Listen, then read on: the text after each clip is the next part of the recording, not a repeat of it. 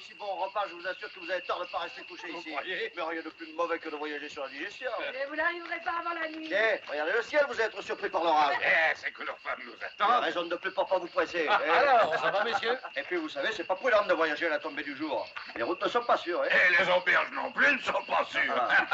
Oui.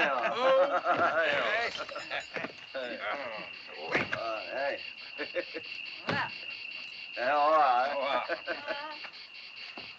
Bon voyage, hein. Merci. À l'année prochaine. Oui, c'est ça, c'est vrai.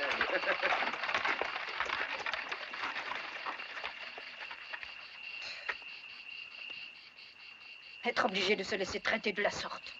Et avec le sourire. Quel métier. Ah, il faut bien dire que depuis quelque temps, certains aubergistes exagèrent. 4 disparitions en un mois. C'est pas raisonnable.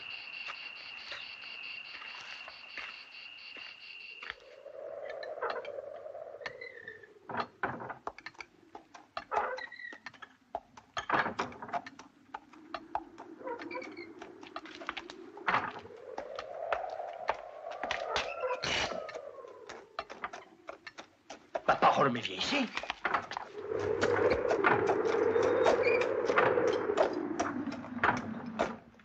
C'est sûrement un étranger. Tu as vu ce cheval? Oh, ça, c'est sûrement un bon client. Et celui-là, si je le laisse repartir, je me engage de la marine. Allez, vite, dépêche-toi, débarrasse la table. Ah, monsieur le voyageur, soyez le bienvenu, hein. C'est sûrement le bon vin qui vous amène parce que je crois que l'orage ne va pas tarder à éclater. Vous êtes ici chez vous. Et de vous rester couché, hein. Oui, bien sûr. Alors, rentrez, je m'occupe du cheval. Allez, viens, viens. Viens.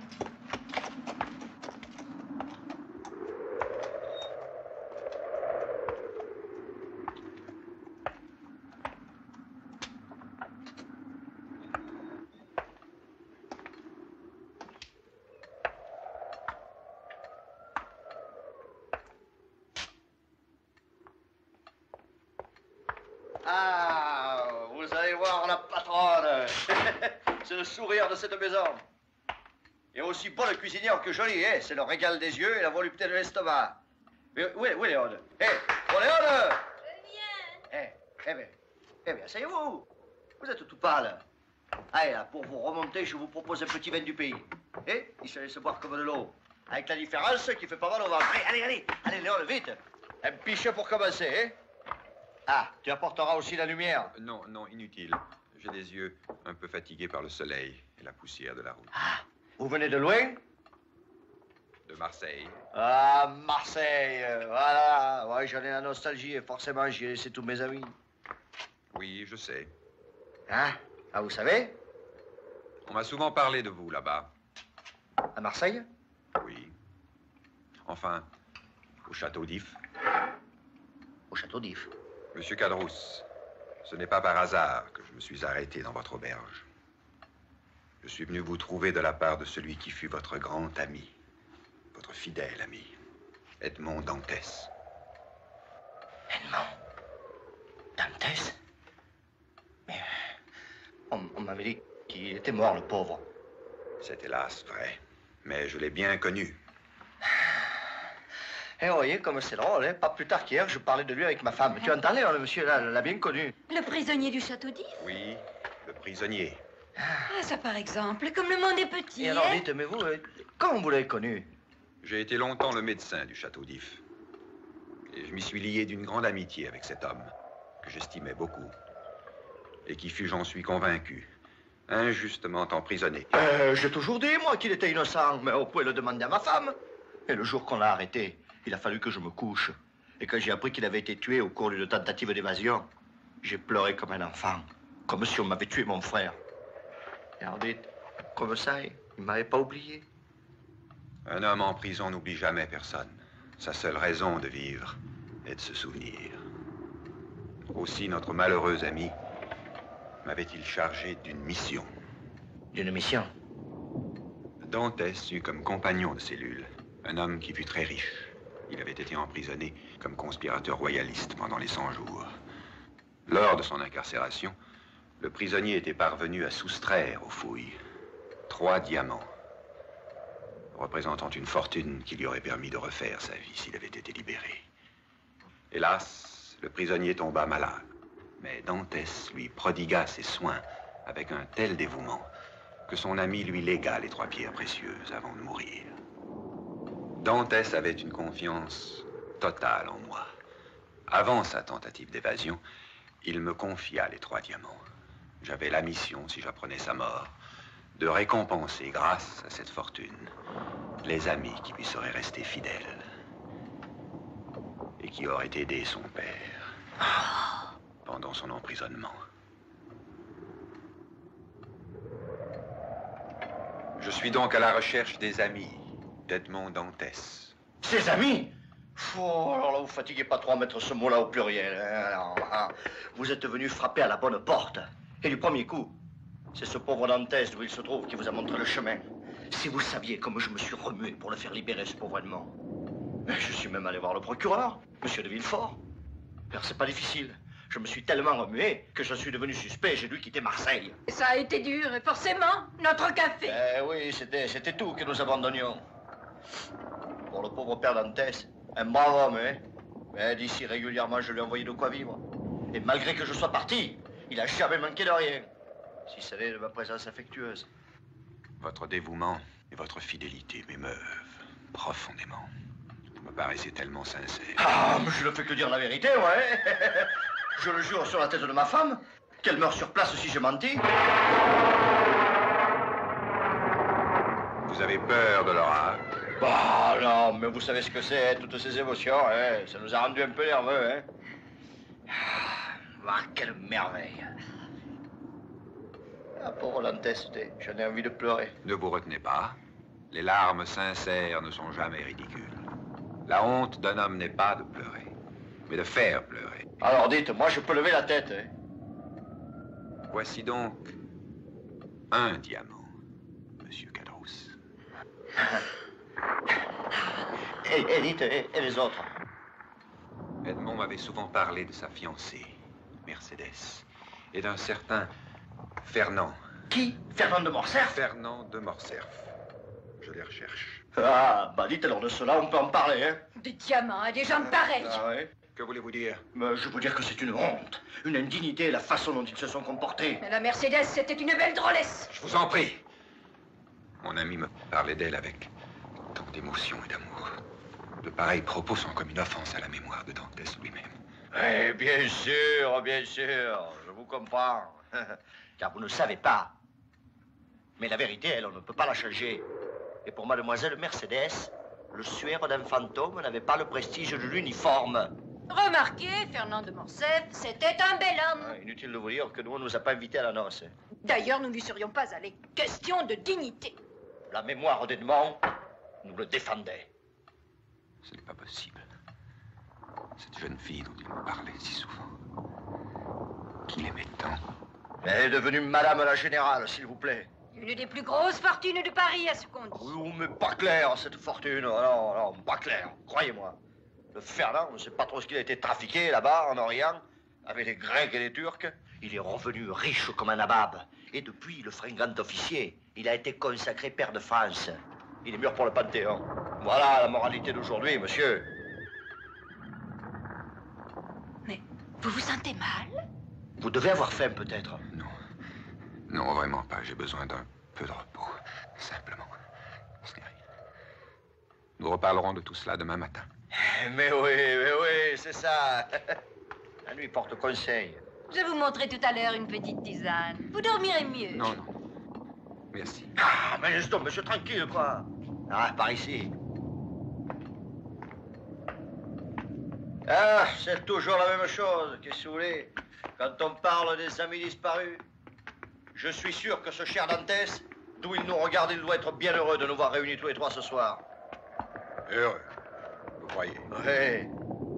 Ne pensez-vous pas que l'oubli soit le seul remède possible à tant de laideur? Non, vous avez tort. Bien sûr, il s'est passé des choses pas bien jolies. Mais ce qui doit vous consoler un peu, c'est de vous dire que sur cette terre, on peut encore trouver des braves gens, non? Allez, venez. Tenez, voilà notre meilleure chambre. C'est celle que nous réservons aux amis. Mais tenez, donnez-moi vos affaires. Là, voilà. Alors, vous n'avez plus besoin de rien? Si. J'ai besoin d'être seul.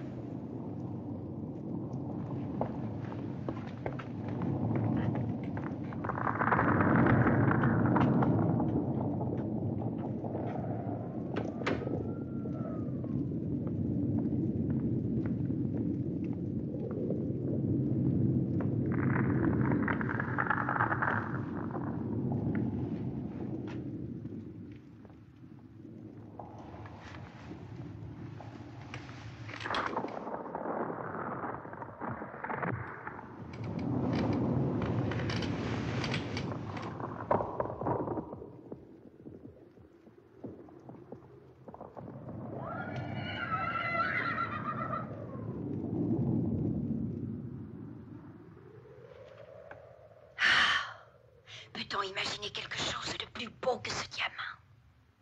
Oui. Et toi?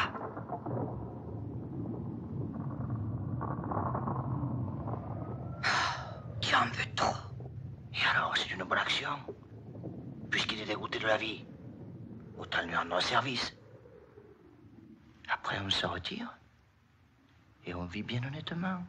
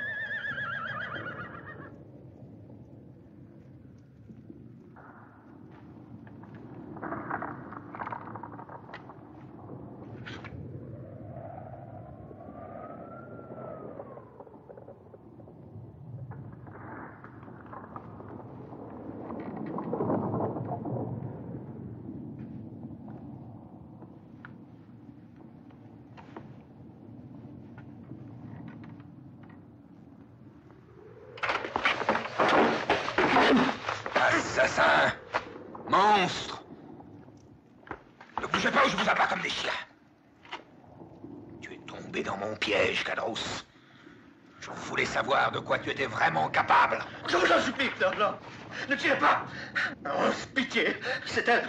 C'est elle qui m'a poussé. Lâche, que tu me dégoûtes. C'est une sorcière. Oui, elle m'a envoûté. J'essaie de me défendre, mais je finis toujours par obéir. Ordure. C'est lui qui m'oblige, Non. qui me menace, qui me frappe. Non. Moi, je ne voulais pas. Non, c'est un démon. Je vous expliquerai devant le bourreau. Oh, là, vous n'allez pas me livrer. Laissez-moi une chance. Pitié. Tu en as eu, toi, de la pitié pour tous ceux que tu as assassinés. Mais vous êtes le premier, hein. Je le jure. Le premier, parole. Et qu'est-ce qui m'a valu ce privilège? Mais ce sont les diamants qui l'ont rendu folle. Et puis alors, elle m'a fait boire sa tisane. Et Ma tisane, sale indicateur. Toi. Mais non, vous n'allez pas la croire, hein. Ah non, j'ai voulu vous tuer, d'accord, mais de là à être dans la police. Parfaitement, mais cette fois tu es perdu. Même Monsieur de Villefort ne pourra pas te sauver. Monsieur de Villefort, Si je vous dis tout, vous me laisserez. je vous le promets. C'est père, tais-toi. Parlez. J'ai confiance. Vous qui êtes resté fidèle au serment fait à un mort et qui pouviez partir avec ces diamants. Si tu parles, je te... Je vous écoute. C'est lui qui a fait emprisonner Dantès au château d'If. Non, non, vous voyez bien qu'elle invente n'importe quoi. Pour sauver sa peau, pourriture. Laisse-la parler ou je t'abats sur place. Il a tout manigancé avec Fernand de Morcerf. Une lettre dans la poche de Dantès. Une dénonciation là, Monsieur de Villefort, il n'en fallait pas plus. Mais non, mais ça tient pas debout, cette histoire, voyons. Mais si, tout est clair. Tout est bien clair maintenant. Pour de l'argent, il ferait n'importe quoi. Tu vas payer, Cadros. Tu vas payer le premier assassin. Tu vas payer. Si tu avances d'un pas, je l'égorge. Ah, ne tirez pas, je vous en supplie. Je vous en supplie. Ne tirez pas. Ah, non. Non, non, non, ne tirez pas. Non, non.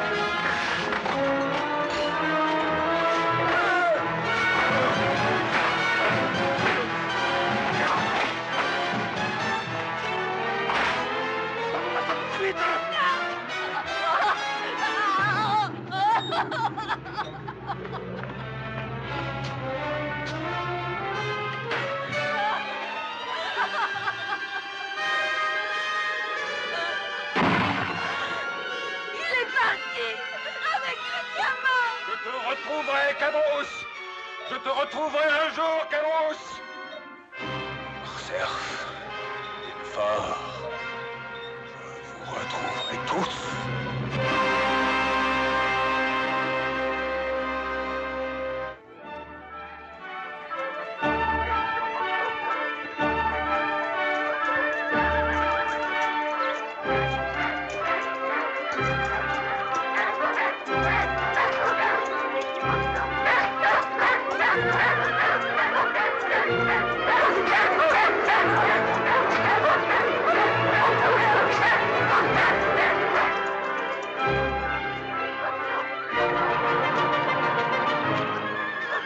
Quel étrange pouvoir est le vôtre, mon cher Monte Cristo. Votre monde est le plus impénétrable des mondes et nous voilà tous réunis chez vous.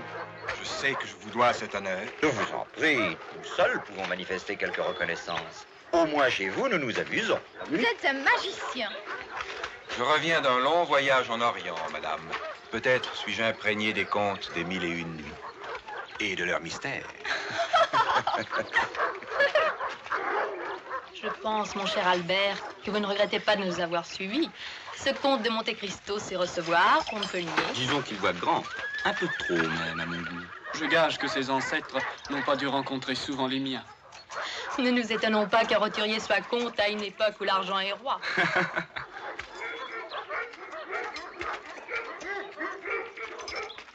Ce cheval est beaucoup trop nerveux et tu l'as confié à un gamin.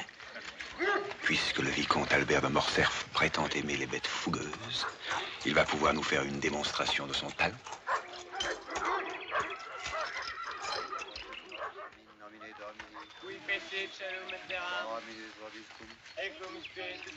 Benedictionem tuam Domine ec animalia occipiam, qua corpore salventure labomni malo per intercessionem beatium perseveranti, per Domino nostrum. Amen.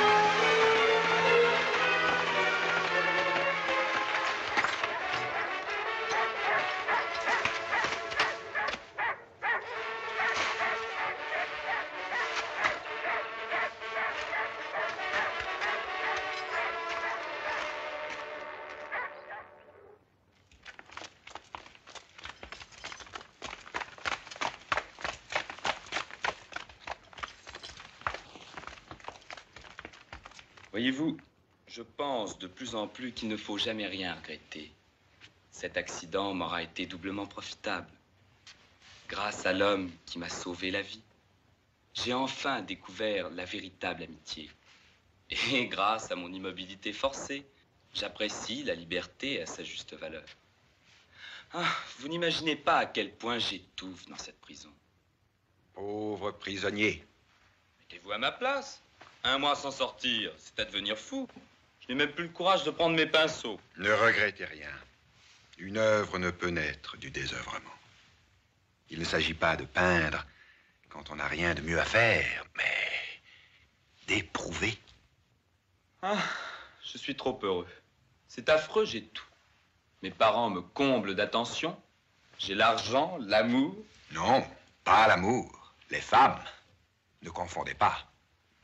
Ah, il faudrait que je souffre pour avoir du talent. Que faire? Attendre. L'occasion se présentera. Faites confiance à la vie. C'est hideux, n'est-ce pas? Non, mais vous copiez trop la réalité. Copier la nature, c'est la trahir. Le gris de ce mur est d'une gaieté attristante. Vous parliez de prison. Imaginez la muraille d'un cachot. Vous trouverez votre gris. Vous comprendrez le bleu. Vous croyez? C'est à vous de croire. Le peintre, c'est vous. Oh, j'abandonne. J'ai trop de progrès à faire. Ah, non. Des progrès, non. Des découvertes. Rien de pire que les progrès dans l'erreur. Cherchez votre vérité. Soyez sincère. Découvrez la vie intérieure d'un être. Pour exprimer l'intensité d'un regard, il ne suffit pas de peindre des yeux.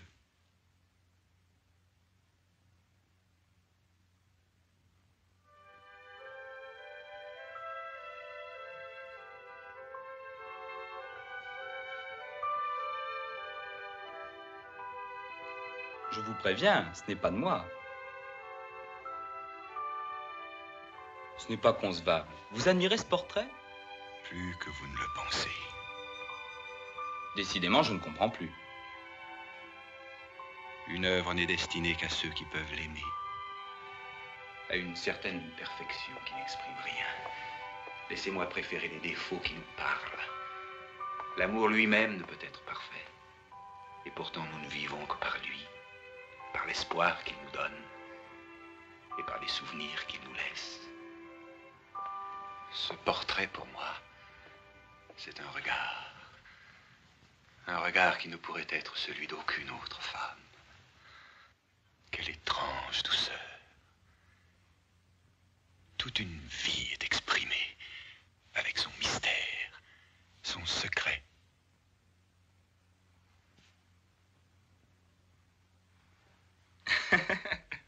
Nous allons pouvoir demander au modèle si votre portrait lui paraît fidèle. Ma mère, permettez-moi de vous présenter mon ami le comte de Monte Cristo. Lui, grâce à ce tableau, vous connaît déjà fort bien, car il vient de me parler de vous avec un lyrisme émouvant. Madame, excusez-moi d'avoir pris cette liberté, mais pouvais-je imaginer que... Je vous en prie, monsieur. Vous n'avez pas à vous excuser. Je vous suis au contraire profondément reconnaissant. Grâce à vous, je viens de découvrir ma mère. Pour la première fois de ma vie, je comprends qu'une certaine tristesse émane de vous. Quelle en est la cause? Vos imprudences et votre manque de sérieux. Vous allez être à l'origine d'un drame de famille. Et votre mystère, votre secret. Je ne pensais pas, ma mère, que vous aviez des secrets pour moi. Pour vous, mon fils, je n'en ai pas. Mais peut-être en ai-je pour les autres, pour ceux qui me connaissent moins bien que vous.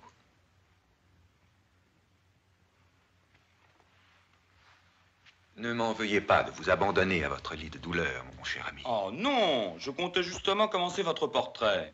Je suis sur le point de découvrir votre mystère, votre secret. Je le sens. Exprimez-les de mémoire. Je vous dirai demain si vous avez trouvé. Mais aujourd'hui, j'ai un rendez-vous. Encore quelques conquêtes. Profitez-en, car votre rival sera bientôt sur pied.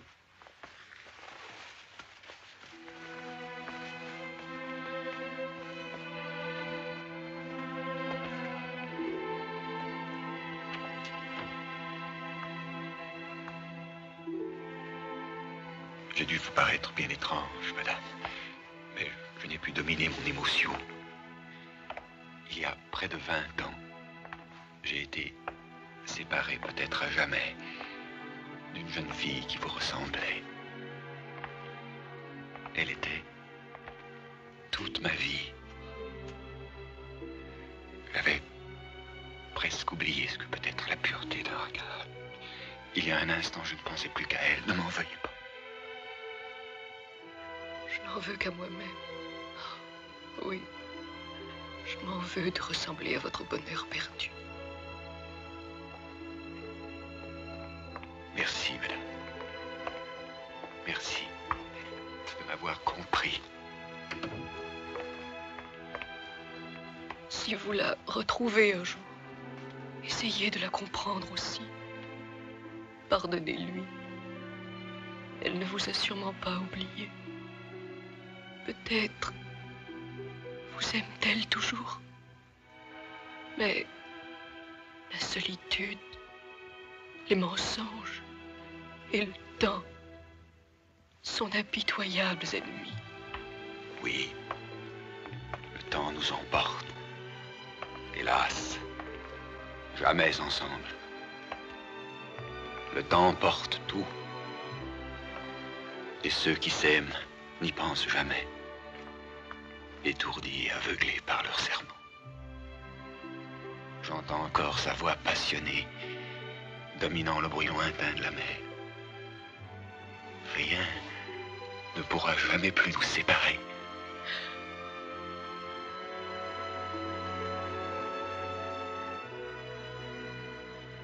Pensez-vous que je sois fou d'espérer, de croire encore? Pourriez-vous ne plus espérer? Non. Alors, à quoi bon vous répondre? C'est la vie qui vous répondra, puisque c'est la vie qui vous a trahi.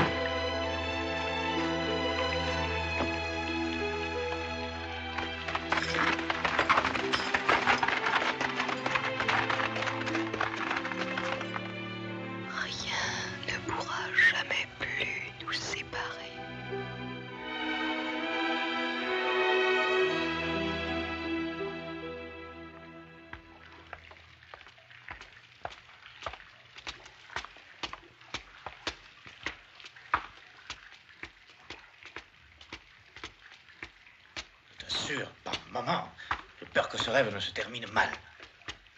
Si encore tu m'expliquais les choses. Il m'arrive parfois de regretter mon bateau de pêcheur, le bruit de la mer et le cri des mouettes. Moi, je n'ai plus rien à regretter.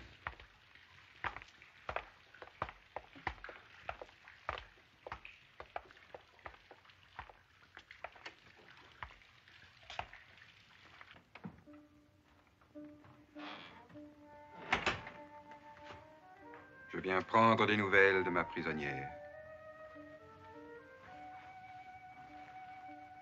Je souffre de vous savoir ainsi enfermé loin du monde. Haïdé, cette réclusion ne vous est-elle pas trop pénible?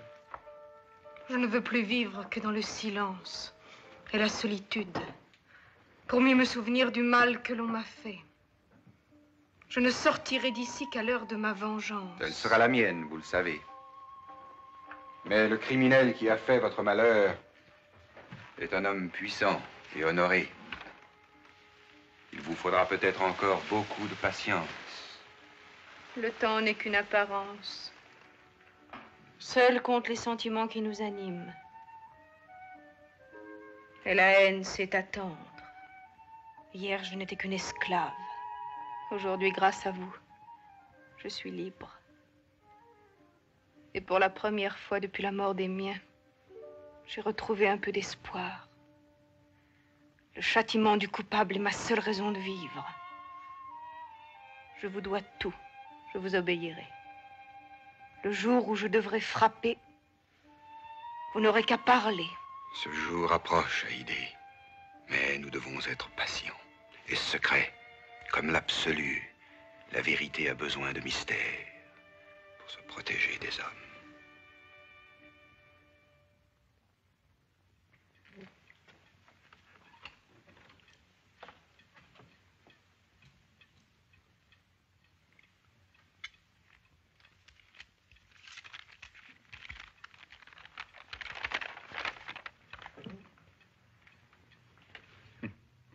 Encore une invitation.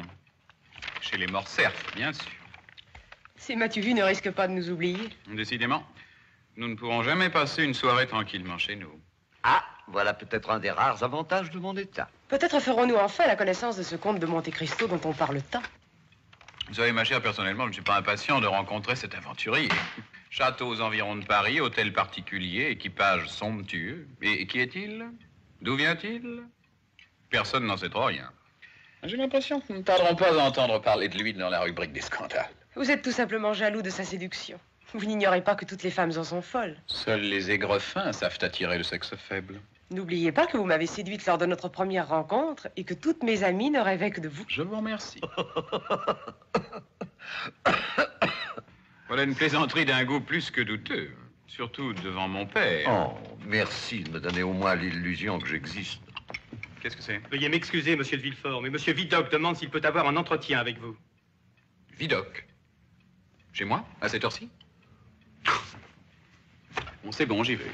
Excusez-moi. Un ancien bagnard, chef de la police. Oh, oh.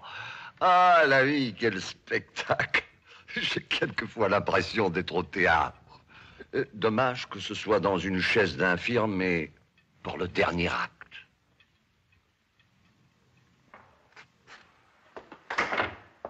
Je suis confus que ma visite inopinée vous dérange, monsieur le procureur. Non, aucunement, aucunement. Mais je crois me rappeler que nous devions nous voir cet après-midi au palais. J'ai préféré vous parler d'abord, à l'abri des va-et-vient, loin des regards curieux et des oreilles indiscrètes. Est-ce grave? Ça pourrait l'être.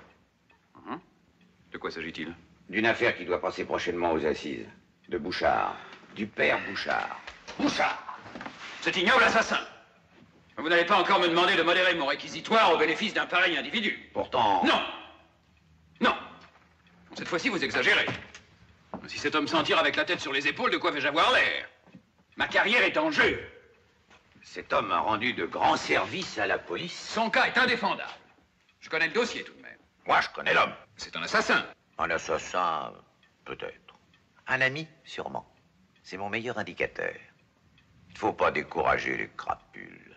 Mon devoir est d'accuser. Le mien est de vous calmer. Vous êtes trop sévère depuis quelque temps. Brillant, certes, mais trop dur. Votre carrière ne doit pas passer avant les intérêts de la police. Ni avant les vôtres, je suppose. Décidément, vous ne savez pas modérer vos propos. Vidocq, c'en est trop. Ce n'est pas à la police qu'il appartient de faire la loi. Elle doit se contenter de veiller au respect de son exécution. Dois-je comprendre que vous me remettez à ma place? Je vous demande simplement de ne pas vous mettre à la mienne. Vous oubliez, monsieur le procureur, que c'est monsieur Fouché, mon illustre prédécesseur, qui vous a placé où vous êtes. Monsieur Fouché ne m'a jamais demandé de faire acquitter un assassin. Vous a-t-il toujours empêché de faire condamner un innocent? Que voulez-vous dire? Que si monsieur Fouché, lui, n'est jamais allé au bagne, il s'est contenté bien souvent d'y laisser partir ses amis. Méfiez-vous. Je suis plus fort que vous ne le pensez. Aujourd'hui, comme hier. On n'est jamais plus fort qu'une fiche de police. Monsieur Fouché, d'un naturel prudent, a toujours eu la bonne habitude de dresser la fiche de ses meilleures relations. Pour les protéger, bien sûr. Or, vous le savez, une fiche de police peut s'égarer. Elle ne se perd jamais. Des menaces? Un conseil. Voyons, un bon mouvement. Ne me refusez pas un petit service. Un petit service? La tête d'un assassin? Allons, ça ne pèse pas bien lourd dans la balance. Inutile d'insister. C'est bon.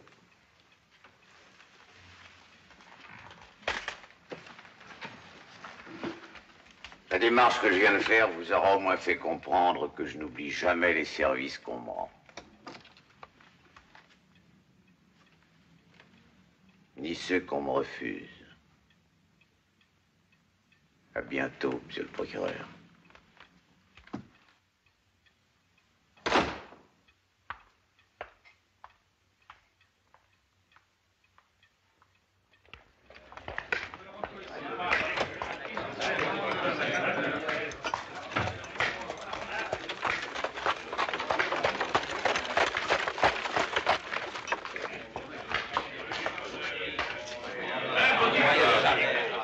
Puisque monsieur de Villefort est une de tes vieilles relations, je vais lui rafraîchir la mémoire en te rappelant à son bon souvenir.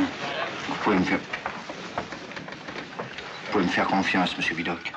Tu lui diras que certains bruits commencent à circuler à son sujet, colportés par cette ordure de Vidocq. Comment, si je... Je tiens à ce que tu emploies ce mot-là. Ça lui inspirera confiance. Villefort ce soir l'invité du comte de Morcerf. Tu le guetteras dehors. Il t'écoutera si tu insistes, car il redoute le scandale par-dessus tout. Alors tu lui parleras d'une certaine fiche de police établie par notre regretté Fouché, dont je vais te donner le détail. De la réussite de ta mission dépend notre tranquillité. Si nous laissons les juges faire leur métier, nous serons bientôt tous en prison.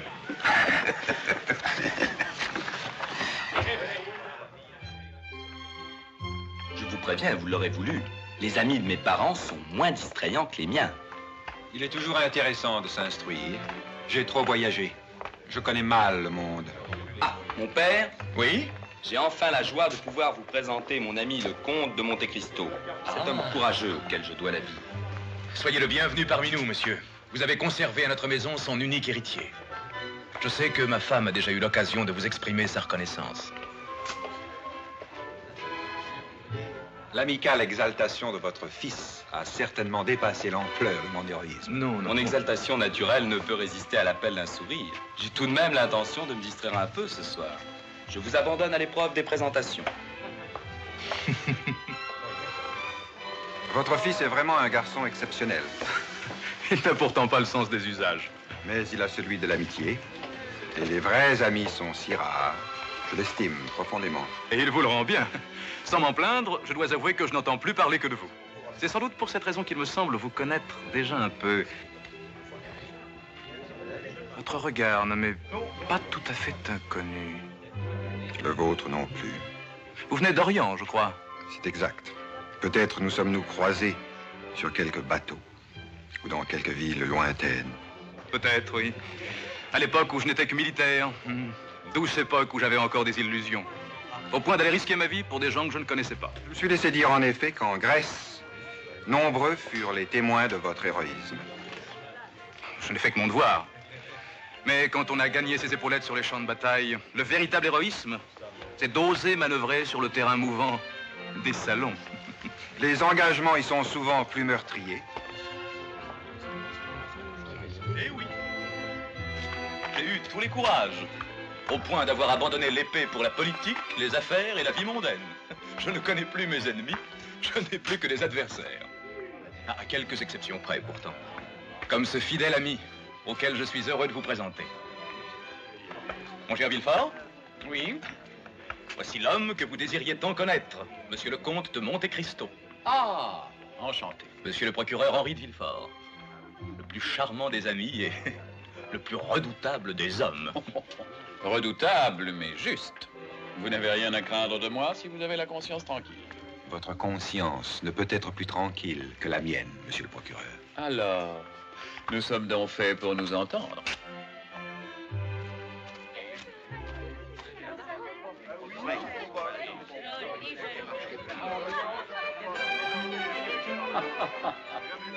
Si vous saviez ce dont les hommes sont capables, vous changeriez d'avis, monsieur le comte de Monte Cristo.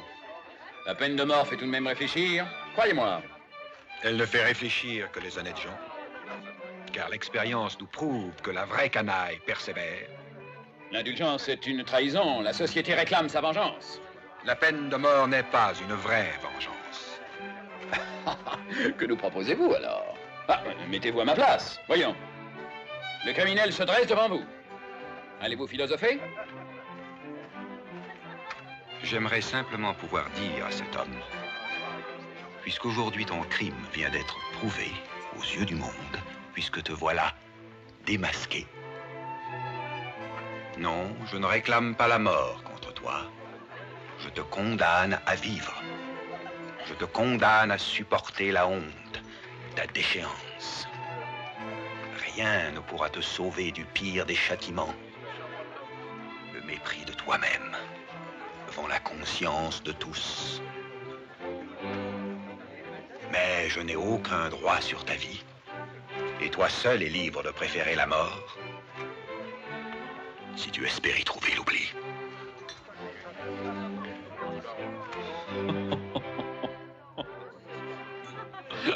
Vous êtes un rêveur. Les rêves d'aujourd'hui sont les réalités de demain.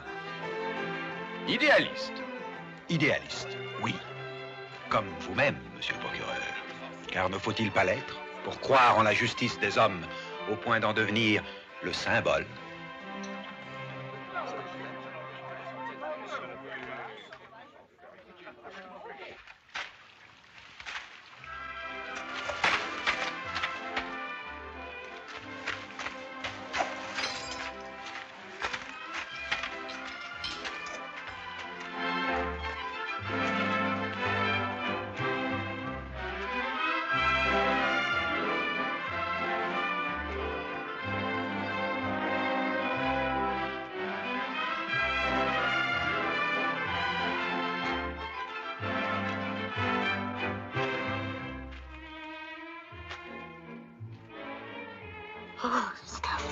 Il fallait que vous sachiez la vérité, Mercedes.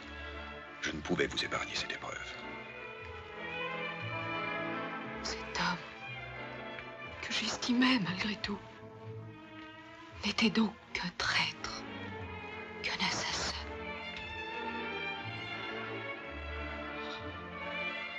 Comment trouverais-je encore la force de vivre?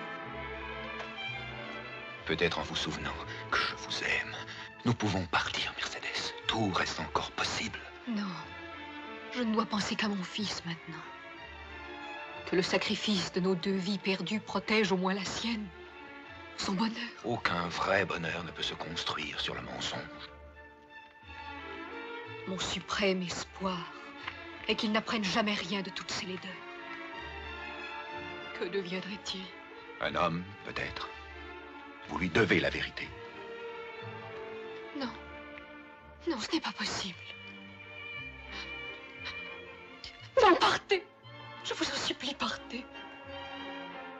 Pour nous, tout est fini. Je vous obéis donc, Mercedes. Mais sachez que même si vous devez me haïr un jour, je ne pourrai jamais pardonner à ceux qui vous ont tant fait souffrir. Ma vengeance sera pour vous la dernière preuve de mon amour.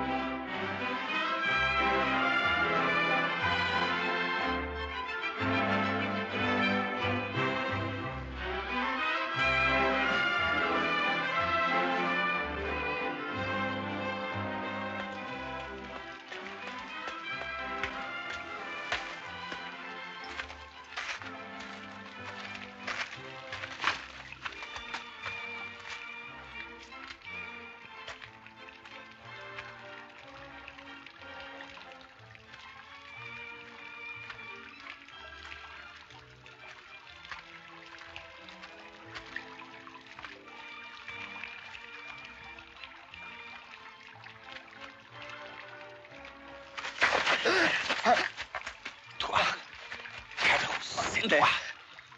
Je savais bien que je te retrouverais un jour. Je vous en supplie. Moins fort. Taisez-vous. Tu guettais donc quelqu'un? Oh non. Une future victime? Non, je vous dirai tout. Tout, mais pas ici. Pardon. Je vous suivrai où vous voudrez. Oui, oui, tu vas me suivre. Et cette fois, crois-moi, tu ne m'échapperas plus. J'ai encore quelques questions à te poser.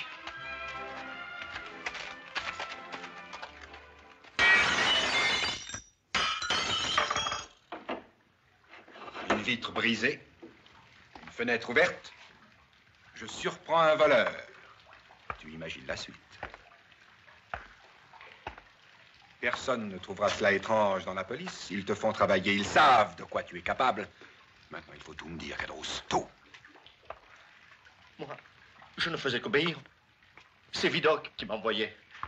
Il détient une fiche de police concernant Villefort, et dressée par Fouché. Cet énergique magistrat a donc eu des faiblesses. Je t'écoute. Avant son mariage avec mademoiselle de Saint-Méran, monsieur de Villefort avait séduit une jeune fille qui eut un enfant de lui. Alors, continue. Il l'obligea à abandonner le petit nouveau-né vers l'âge de 15 ans. Le gosse entra dans une bande de chenapans. Dans ta bouche, Cadros, ce mot prend une étrange résonance. À 20 ans, on l'arrêta. Et maintenant, Benedetto est en prison. Sous la formule née de père inconnu. Quelle était ta mission? Menacer Villefort.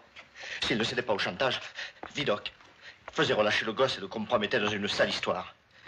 Et une certaine presse faisait le reste pour perdre le procureur par un scandale. Ainsi, la liberté d'un homme, une fois de plus, ne dépendait donc que de vos combinaisons abjectes.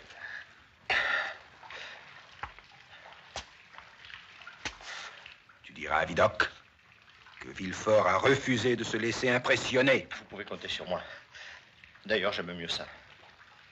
Villefort, vous savez, j'ai pas tellement envie de le revoir. Vidocq fera libérer ce garçon comme il l'a prévu. Et alors moi, je m'en occuperai. Souviens-toi que mon but est d'abattre Villefort. Et tu vas m'être utile pour l'atteindre. N'oublie pas que j'ai juré de venger un ami qui est mort à cause de vous deux. Tu devras m'aider jusqu'au bout, Cadros. C'est ta dernière chance. Ta dernière chance.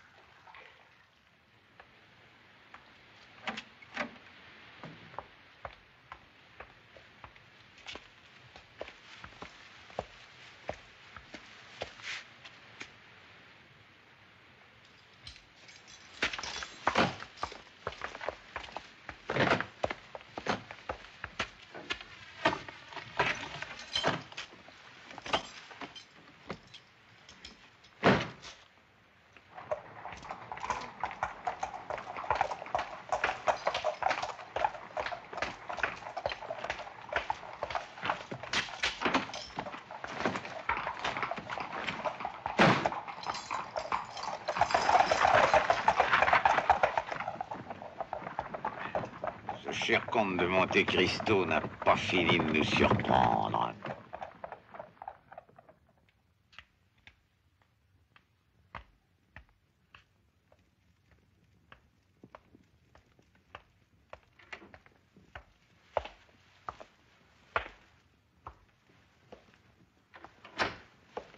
Qu'est-ce que tout ça veut dire?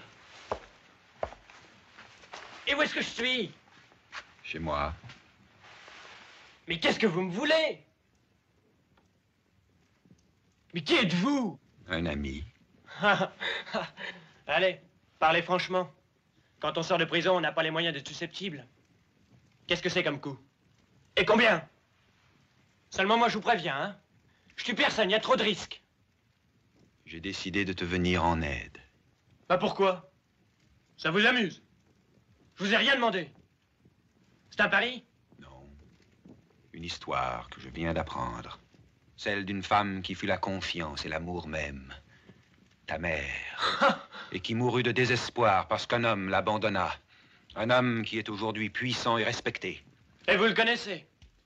Ben vous avez des drôles de relations. Je veux que cet homme te donne la place et la fortune qu'il te doit. La fortune me suffira.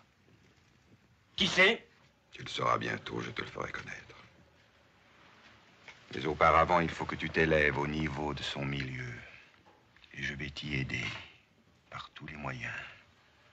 Pour que tu puisses lui parler un jour d'homme à homme et lui exprimer ce que toi seul, son fils, a le droit de lui dire. Faites-moi confiance, ça sera pas long.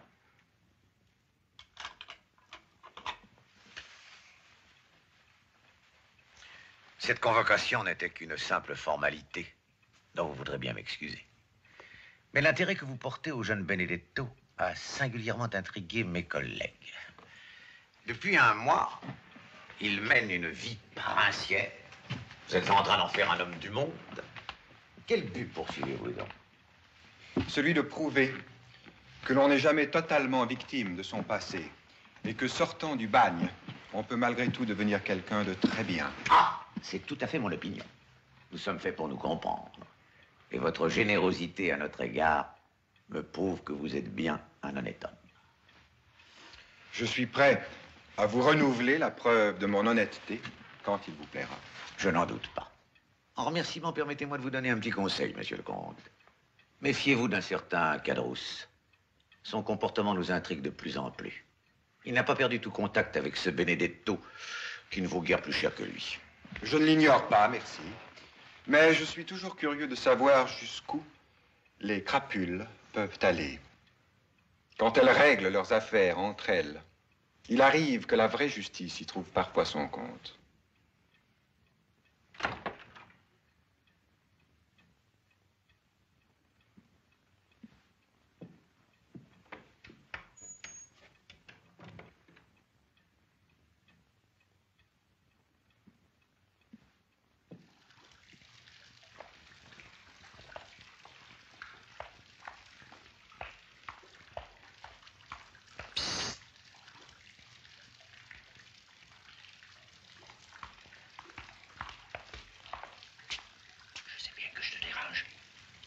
Que je suis venu te donner un conseil. Toi, je t'ai assez vu. Si tu étais raisonnable, tu ferais tes paquets. Et je t'aiderais. Hein? Réfléchis. Pense à tout ce qu'on peut ramasser ici. L'or, les diamants, rien n'est fermé à clé. C'est la provocation. Je vais te dire, c'est à vous décourager d'être honnête. Je n'ai pas besoin de larbin pour faire mes bagages. Méfie-toi. C'est moi qui t'ai amené là. Pas à deux. Non. J'ai décidé de rester dans le monde. Je n'attaque plus les banques. Mais les filles de banquiers, j'en ai une en vue. Je t'inviterai au mariage. Imbécile! Tu crois que c'est dans les salons que tu vas faire fortune? Mais c'est pas ta place, mon pauvre Benedetto. Trop de gens savent d'où tu viens. Trop de gens peuvent le dire. Sors d'ici! Et vite! Fumier!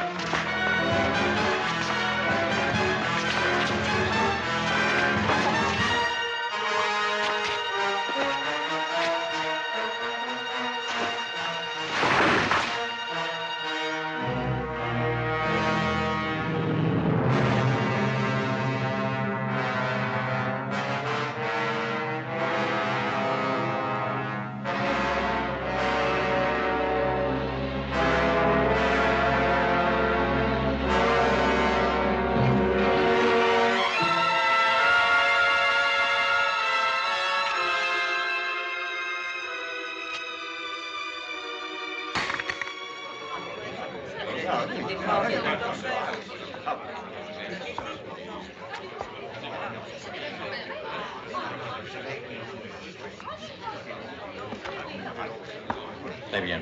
Huissier, faites entrer le dernier témoin.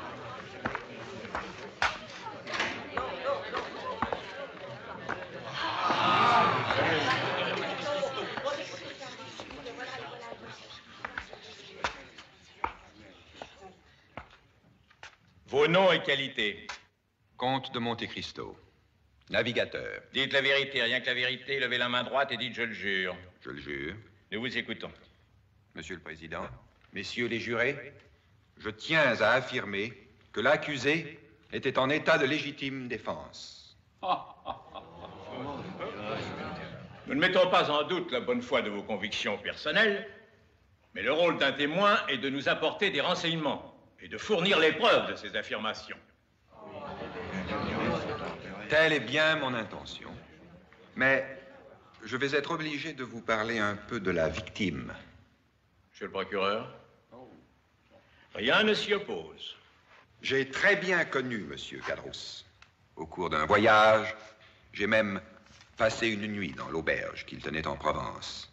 Et je ne suis pas prêt d'oublier l'accueil qu'il m'y réserva. Que voulez-vous dire, Monsieur Cadrousse avait une excellente réputation? Probablement parce que les morts sont muets. Avez-vous donc le pouvoir de les faire parler à votre avantage exclusif?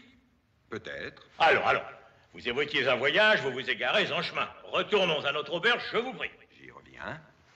Mais si j'en sortis à l'époque, ce fut bien, je vous l'affirme, contre le gré de son propriétaire. Cette nuit-là, Cadrousse tenta de m'égorger pour me dévaliser. Calomnie! Infâme calomnie! Quelle impudence! Osez outrager la mémoire de ce pauvre homme pour défendre un criminel. Certains témoignages pourraient... Nous ne faisons pas le procès de la victime. N'avons-nous pas le devoir de juger les victimes quand leur procès peut sauver la tête d'un accusé? Nous sommes seuls juges de notre devoir, monsieur. C'est intolérable. Silence! Continuez sur ce ton, monsieur. Je vous avertis que nous ne pourrons vous entendre plus longtemps. Mais je n'ai pas que du mal à dire de Monsieur Cadrousse. Avant de s'écarter du droit chemin, Cadrousse fut souvent un auxiliaire zélé de la police et de la justice. Et son dévouement contribua même, il y a bien longtemps, à l'arrestation, à l'incarcération et à la mort d'un redoutable conspirateur bonapartiste. Cadrousse, vous connaissez bien, monsieur le procureur. Rappelez-vous, cherchez dans votre mémoire. Grâce à lui, vous avez pu signer cet ordre d'emprisonnement, puis l'acte témoignant de la mort du traître. Souvenez-vous, monsieur le procureur. Souvenez-vous du château d'If. Souvenez-vous d'Edmond Dantès. Monsieur le Président, laisserons-nous un témoin orienter les débats vers des diversions politiques qui ne sont destinées qu'à créer la confusion dans les esprits? Allons-nous plus longtemps écouter cet homme dont les intentions sont évidentes? Je ne puis m'opposer à l'audition d'un témoin, monsieur le procureur. Poursuivez, mais sans vous écarter du sujet qui nous préoccupe. Et venons-en au fait. J'y viens, mais il me fallait tout de même situer d'abord la personnalité exceptionnelle de Monsieur Cadrousse, qui m'a appris tant de choses récemment. Après votre aventure de l'auberge, vous l'aviez donc revu? Oui, Monsieur le Président. Alors que vous saviez que cet homme avait voulu vous faire passer de vie à trépas, vous n'êtes pas rancunier. Si, justement. J'ai cette faiblesse. Et je m'étais juré de retrouver Cadrousse. On n'oublie pas ceux qui ont voulu votre mort, monsieur le procureur. À défaut de preuves, vous ne manquez pas d'imagination, ni d'aplomb. Peut-on appeler ça avoir réponse à tout, monsieur le Président? Vous disiez donc que vous aviez retrouvé monsieur Cadrousse. Il y a un mois. Et j'ai eu quelques précisions sur l'identité du jeune Benedetto. En voilà assez. Nous savons mieux que vous qui est ce Benedetto. Son passé l'accuse. Son passé n'accuse pas que lui-même. D'ailleurs, son passé, vous ne le connaissez pas vraiment, messieurs. Enfant abandonné, il connut la misère. Je m'y attendais. Je vous en prie, trouvez autre chose. La jeunesse malheureuse, l'incompréhension, la solitude morale, un être livré à lui-même. Eh bien, si tous les jeunes gens livrés à eux-mêmes s'emparaient d'un poignard pour se distraire, quelle hécatombe! Des exemples et un peu plus d'autorité rendraient service non seulement à ces désœuvrés, mais aussi à leurs éventuelles victimes. Il n'y a pas de délinquants juvéniles dans l'armée. Quant au couplet sur la misère, veuillez nous l'épargner. La misère, c'est très joli, mais la misère n'excuse pas tout. La misère n'excuse personne, mais surtout pas ceux qui la provoquent. Ah, soyez précis. De qui parlez-vous en l'occurrence? Du père de cet homme. Oui, le refrain n'est pas nouveau non plus. Un orphelin né de père inconnu. Les absents ont toujours tort. Ce père n'est pas inconnu, monsieur le procureur. Ni inconnu, ni absent. Sa présence parmi nous et même imposante. Je demande au tribunal s'il va prendre encore longtemps en considération les divagations d'un aventurier. De qui se moque-t-on? De l'accusé. Ah, je vous en prie. J'ai toutes les preuves de l'identité du père. J'ai retrouvé ceux qui pourront confirmer mes dires. Le médecin qui accoucha la mère, la logeuse de la maison d'Auteuil où naquit l'enfant, dans la nuit du 14 au 15 décembre 1812, le chiffonnier qui le ramassa dans la neige, sa femme qui l'éleva, autant de témoins qui ne demandent qu'à être entendus. Nous attendons le nom de cet homme. J'aimerais mieux qu'il se nomme lui-même, qu'il ait au moins ce dernier courage.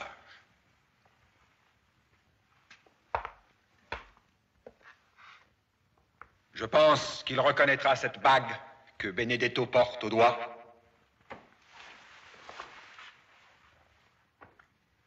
Elle fut un gage d'amour éternel pour une femme qui eut la faiblesse d'y croire. Assez! Faites taire cet homme. Je vais me taire, oui. Mais après vous avoir crié, ce père, le seul vrai coupable, c'est vous, monsieur le procureur. C'est vous, monsieur Henri de Villefort.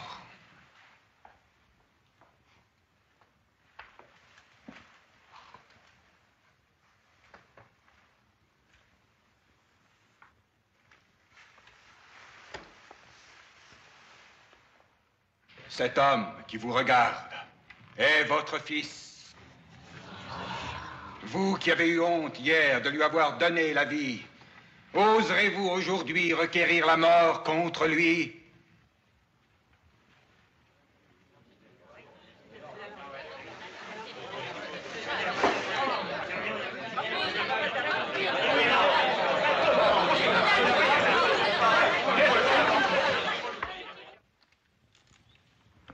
Scandale sans précédent aux assises. Le procureur Henri de Villefort frappé de folie. Le procès est reporté à une prochaine session. Révélation stupéfiante du comte de Monte Cristo.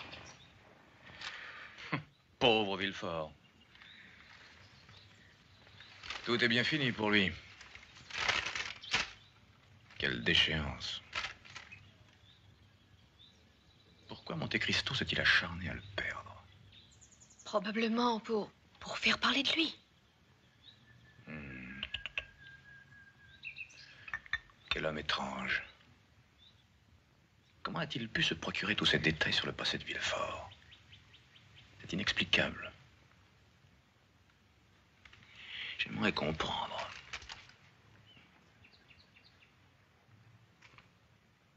C'est curieux, un article sur Janina. On nous écrit de Janina. Un fait jusqu'alors ignoré est parvenu à notre connaissance. Les châteaux qui défendaient la ville ont été livrés aux Turcs par un officier français en qui le vizir Ali Teplin avait mis toute sa confiance.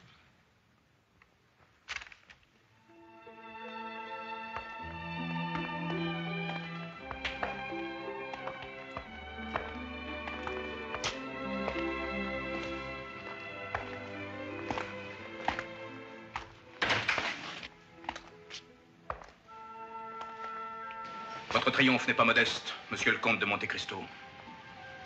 Est-ce pour fêter votre victoire sur Villefort que vous avez organisé cette brillante soirée? Ce n'est qu'un jeu. Je m'amuse à compter ses amis.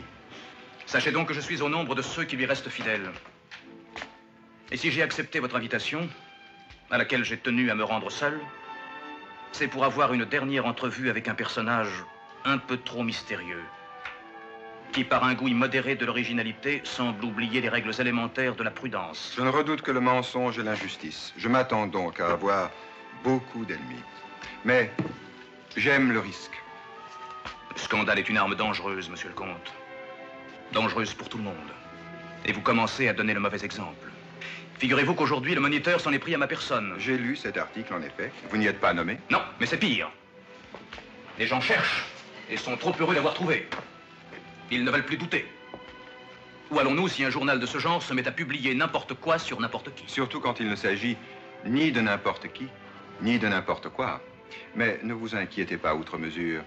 Et souvenez-vous que le mépris au service de la vérité peut être quelquefois la plus noble des réponses.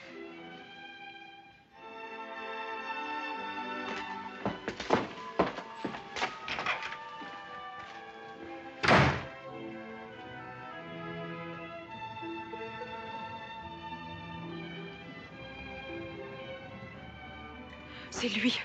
C'est bien lui. Je suis sûre que je ne me trompe pas. Je l'ai reconnu. Le traître. L'assassin.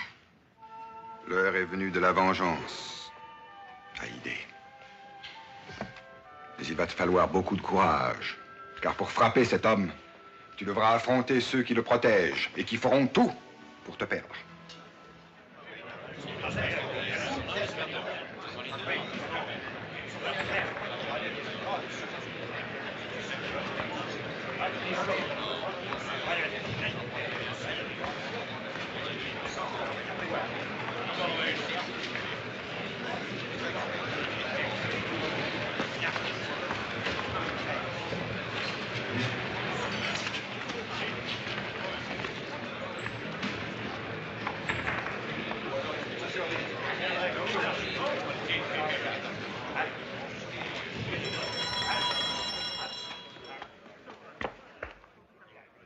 Messieurs les pairs, de graves rumeurs agitent actuellement l'opinion. L'honorabilité de l'un des nôtres, parmi les plus grands, et donc celle de toute la Chambre, est mise en cause d'une façon trop précise pour que nous puissions éviter d'ouvrir un débat. Débat qui, j'en suis convaincu, prouvera la bassesse de ces calomnies, indignes d'un journal jusqu'à ce jour estimé. Messieurs, je demande également qu'une enquête soit ouverte le plus tôt possible. Et je suis prêt à fournir à la Chambre toutes les preuves de ma loyauté. Preuves qui confondront la perfidie des ennemis inconnus qui mènent contre moi cette campagne abjecte, cherchant peut-être à atteindre le régime lui-même à travers ma personne.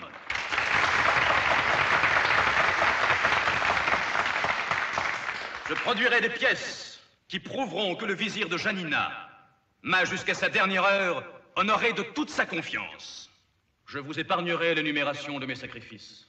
Je vous rappellerai simplement qu'ils m'ont valu des décorations que mon pays n'a point coutume d'accorder aux lâches, aux traîtres et aux assassins. Que le sang que j'ai versé témoigne pour moi, puisque je n'ai pas eu la chance de mourir avec mes compagnons de combat, dont je ne peux invoquer ici que le souvenir.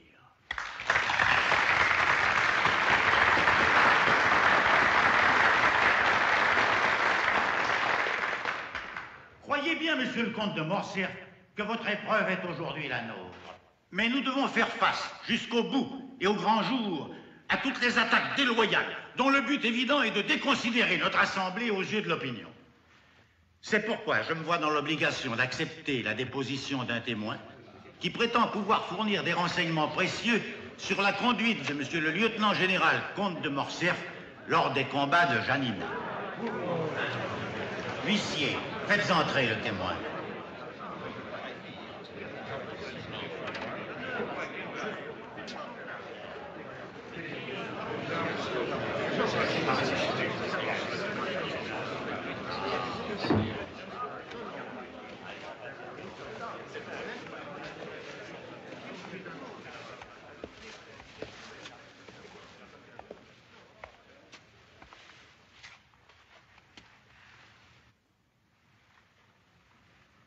Madame, vous avez écrit à la commission pour lui donner des renseignements sur l'affaire de Janina. Vous avez donc été témoin de ce drame si pénible. Pas un détail n'a pu sortir de ma mémoire.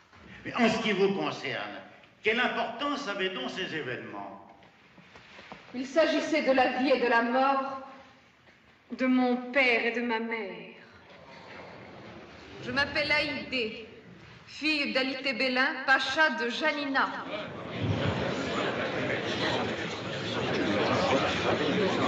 Voici l'acte de ma naissance, rédigé par mon père et signé par ses principaux officiers.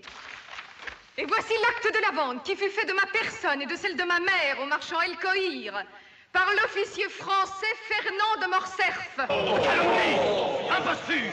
Je n'ai jamais vu cette femme. Supporterez-vous plus longtemps ce scandale? Je te retrouve enfin. Toi qui, après avoir trahi et assassiné mon père, nous a vendu, ma mère et moi, pour la somme de 1000 pièces d'or. Suffit-il d'accuser pour déshonorer un homme? Voici la preuve de ta félonie. Je suis victime d'une infâme machination. C'est un faux. Silence! Silence! Madame, Le drame qui frappa votre malheureuse famille ne vous autorise pas à tenir de semblables propos. Vos accusations n'auront une valeur que si des experts établissent l'authenticité des actes que vous nous présentez. Me permettez-vous, monsieur, de m'adresser une dernière fois au comte Fernand de Morcerf pour lui rappeler un épisode de cette tragédie? Vous avez la parole.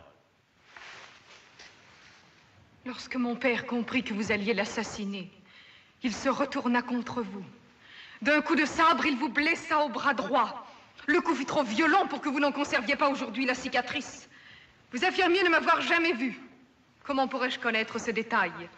Il vous est facile de prouver que je mens. Il vous suffit de relever votre manche. Vous portez dans votre chair la marque de votre trahison.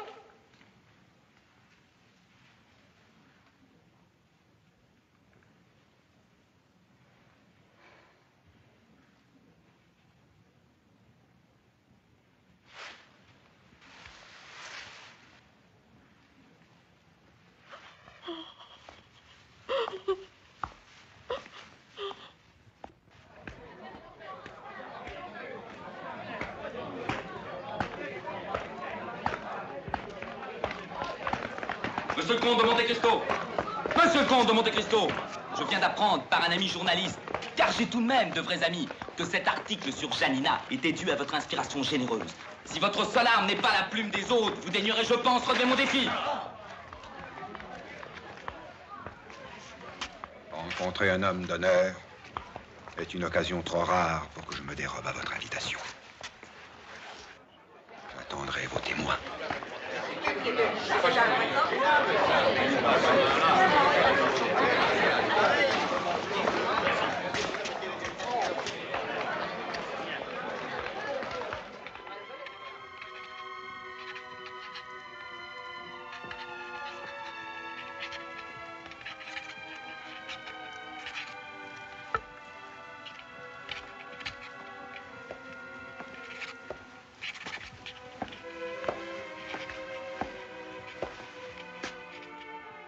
Une visite pour toi. Une dame. Une dame qui refuse de dire son nom. Elle a le visage voilé.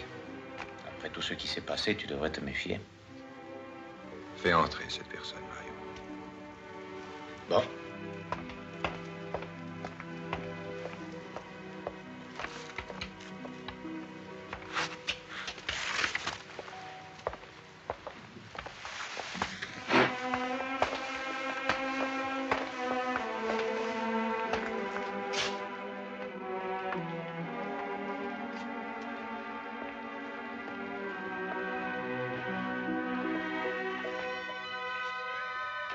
J'ai honte d'être venue vous voir.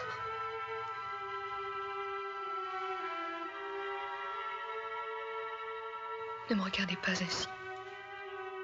Je suis lâche, je le sais. Vous n'avez pensé qu'à vous-même et qu'à votre effroyable vengeance. Et pourtant, je suis là. Votre brutalité même et votre comportement impitoyable m'ont mieux fait comprendre que je n'aurais jamais plus la force de lutter. Je devrais vous haïr, mais je ne peux vivre sans vous.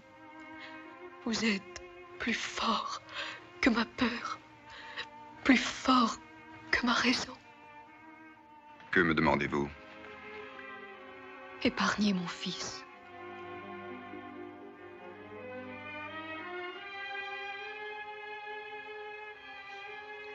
Je suis prête à partir avec vous. Je sais qu'alors, je ne le reverrai jamais plus. Mais je préfère le perdre ainsi et le savoir vivant. Je vous en supplie, ne commettez pas un crime. Vous venez d'abattre Fernand de Morcerf. Il ne vous reste plus qu'à vous venger sur moi, qui ai manqué de courage. Mais ne vous vengez pas sur mon fils. Défendre son honneur n'est pas une vengeance, Mercedes. Le sens de l'honneur ne dépend pas de ce que disent les autres, mais de ce qu'on pense soi-même. M'avez-vous donc menti en m'affirmant que vous m'aimiez toujours? Les vrais sentiments n'ont de valeur que s'ils peuvent triompher du mépris. Je vous le prouve. Mercedes. Je ne peux accepter que l'on se glorifie de mon pardon comme d'une victoire. Il ne me reste au monde que ma dignité. Cette force, c'est ma raison de vivre. Oh, je vous en supplie, comprenez-moi. Pardonnez à mon fils. Pardonnez pour moi, qui vous aime.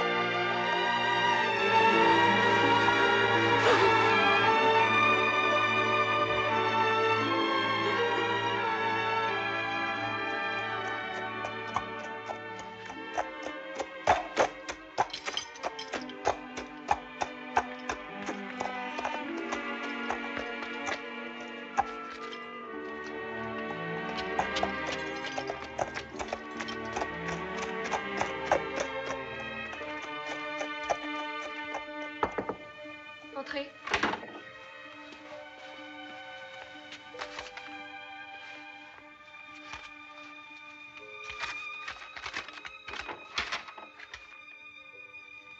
Pensiez-vous donc vraiment, Mercedes, que j'aurais été capable de tuer votre fils? Un enfant, courageux et inconscient. Un enfant qui souffre au plus profond de lui-même. Et croyez-vous que j'aurais pu ajouter à ce désespoir un autre malheur? Vous ne m'avez donc jamais aimé pour me connaître aussi mal, Mercedes. Non, vous ne perdrez ni le seul être qui reste tout pour vous, ni l'estime qu'il vous porte.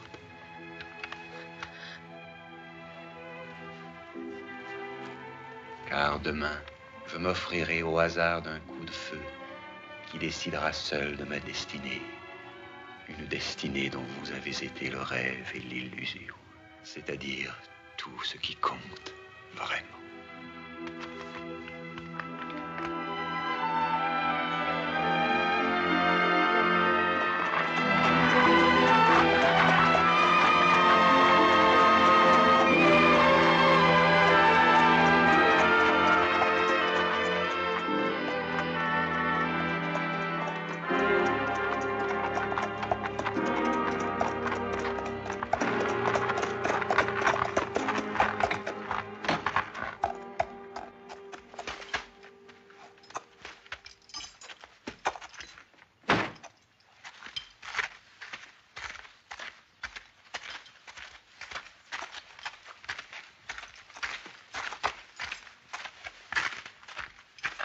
Monsieur le comte de Monte Cristo, je suis venu vous présenter mes excuses.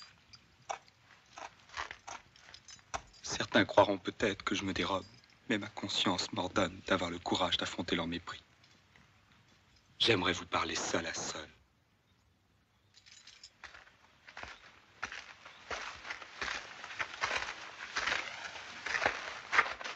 Ma mère vient de m'apprendre qui vous étiez vraiment. Quel homme loyal et digne, cruellement frappé par la traîtrise de ses faux amis. À votre place, je n'aurais pas agi autrement. Comme vous avez dû souffrir. Jamais autant que vous en ce moment. Mon ami. Mon véritable ami.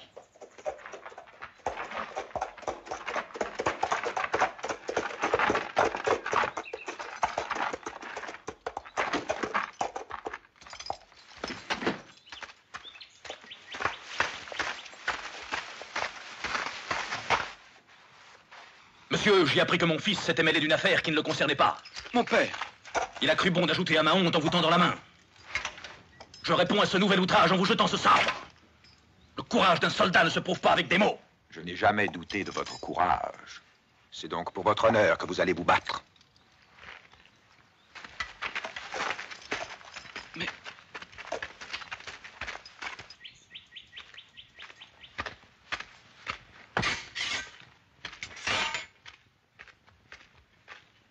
Messieurs, en garde. Êtes-vous prêts, messieurs? Je suis prêt. Oui. Allez.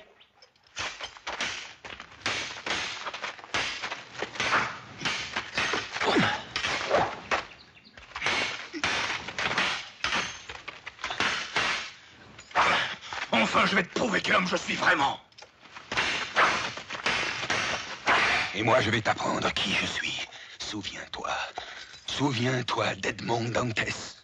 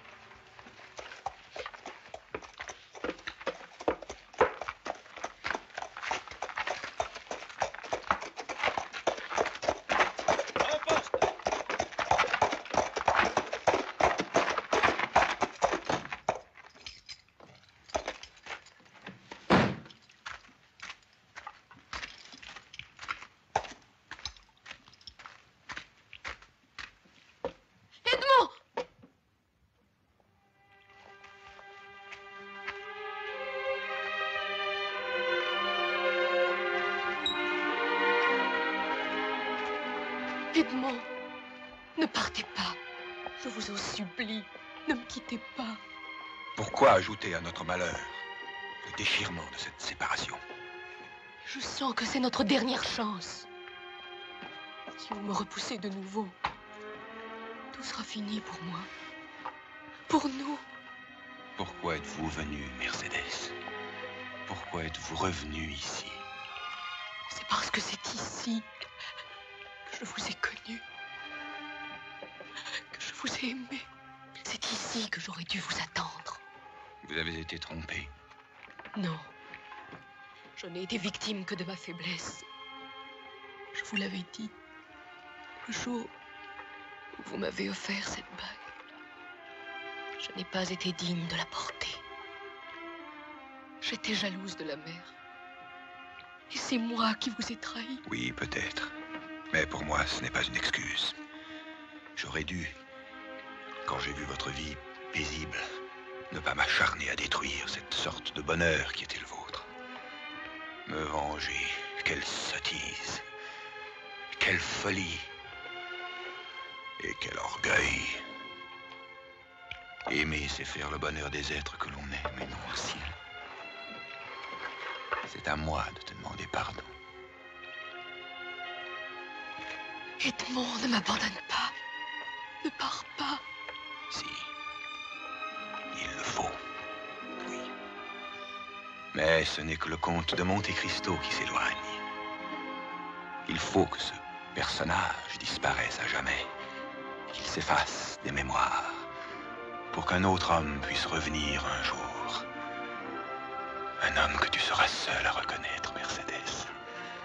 Seul à comprendre. Et alors rien ne pourra vraiment plus nous séparer.